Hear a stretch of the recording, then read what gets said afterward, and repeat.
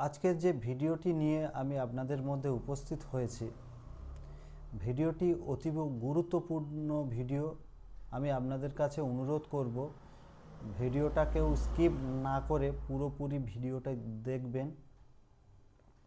অবশ্যই আশা করছি উপকার পাবেন। আপনাদের মধ্যে অনেকের কমেন্টস আছে বা অনেকে বলছেন যে রেলের তৎকাল টিকিট আপনারা কাটতে পারছেন না। আপনাদেরকে বলে রাখি, রেলের তৎকাল টিকিট কাটার কয়েকটি বিশেষ পদ্ধতি আছে।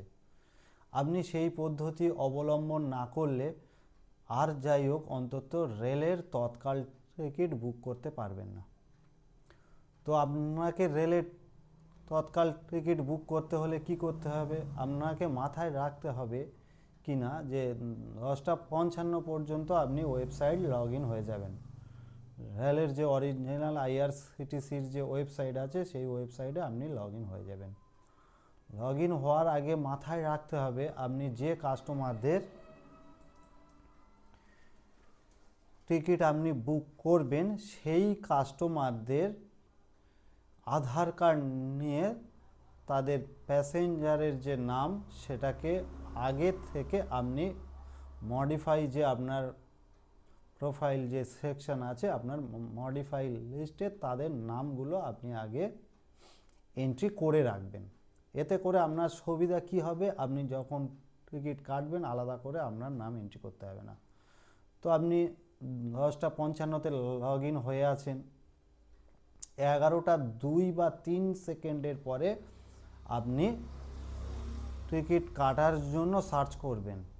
করা হয়ে যাওয়ার পরে ওখানে আপনার একটু বাফারিং হবে, ভয়ের কোনো কারণ নেই, আপনাকে ওয়েট করতে হবে। করে ফ্রেন্ডস আপনার যা প্রসেস আছে সেই প্রসেসগুলো কমপ্লিট করতে হবে। এবার কথা হচ্ছে আপনাকে এক্সট্রা কাজ কি করে রাখতে হবে। আপনি যদি ভাবেন যে রেলের তৎকাল টিকিট কাটবেন আর আপনি আপনার ফোনের ইউপিআই দিয়ে বা কিউআর কোড দিয়ে পেমেন্ট করে সেই টিকিট কনফার্ম করাবেন, তো এটা কোনোভাবেই সম্ভব নয়। তো এর জন্য আপনাকে কি করতে হবে, রেলের যে ই ওয়ালেট যে অপশান আছে আপনাকে সেখানে আগে থেকে টাকা ডিপোজিট করে রাখতে হবে। আপনি আপনার যে অ্যামাউন্ট আছে, আপনার যা ভাড়া বা ফেয়ার হবে সেই অনুযায়ী কিছুটা টাকা 100 বা 150 টাকা বেশি রেখে আপনি কি করবেন না, ওখানে আপনার ই ওয়ালেটের টাকাটা আপনি রেখে দেবেন। রেলের যে ওয়ালেট আছে সেখানে ই ওয়ালেট সেকশানে টাকাটা আপনাকে রাখতে হবে। এবার ফ্রেন্ডস আপনাকে পেমেন্ট করার সময় ওই টাকাটাকেই আপনাকে পেমেন্ট করতে হবে। এতে ফ্রেন্ডস আপনার অ্যাডভান্টেজটা কি হবে, আপনাকে আর আপনার ফোনপে বা গুগল পে বা ইউপিআই দিয়ে পেমেন্ট করতে হলে কি হচ্ছে, আপনার ব্যাংকের টাকাটা ইউপিআই ভায়া হয়ে রেলের অ্যাকাউন্টে যাবে। সেক্ষেত্রে যে সময়টা যাবে আপনি আপনার টিকিট কোনো দিন কনফার্ম করাতে পারবেন না। কিন্তু ফ্রেন্ডস অ্যাডভান্টেজটা আপনার কোথায় হবে, যদি আপনি ই ওয়ালেটের টাকাটা রেখে দেন, আপনার সমস্ত কাজ করার পরে আপনি পেমেন্টটা করলে পেমেন্টটা সঙ্গে সঙ্গে 1-2 সেকেন্ডের মধ্যে পেমেন্টটা হয়ে যাবে।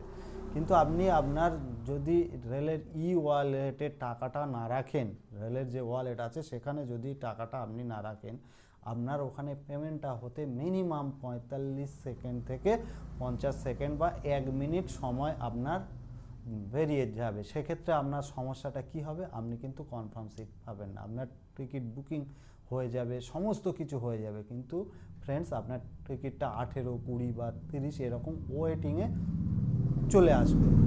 তো ফ্রেন্ডস আপনার যে উদ্দেশ্যে টিকিটটা কাটা হলো সেই উদ্দেশ্যটা কিন্তু আপনার পূরণ হলো না।